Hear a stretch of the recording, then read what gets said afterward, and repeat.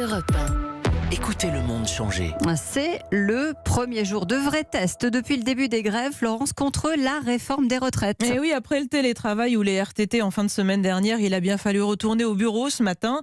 Et le moins qu'on puisse dire, c'est que ça n'a pas été simple. Il y avait plus de 600 km de bouchons cumulés en Île-de-France, le double d'un matin habituel.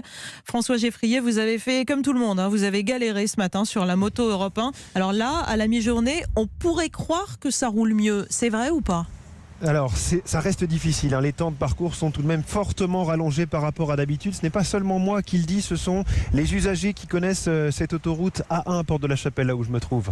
Ça roule très très mal. Là, je sors de Roissy. J'ai mis 1h45. Vraiment, c'est infernal. C'est une horreur parce que moi, je suis chauffeur VTC et je peux vous dire, là, je me tape. Là, vous voyez, j'ai 3 km. Je vais mettre 30 minutes pour 3 km. Beaucoup de bouchons, énormément de bouchons. C'est multiplié par 5-6. 3h30 entre Roissy et le 17e. On s'attendait à que les gens prennent leur dispositif et tout, mais finalement, tout le monde a pris sa voiture pour aller travailler.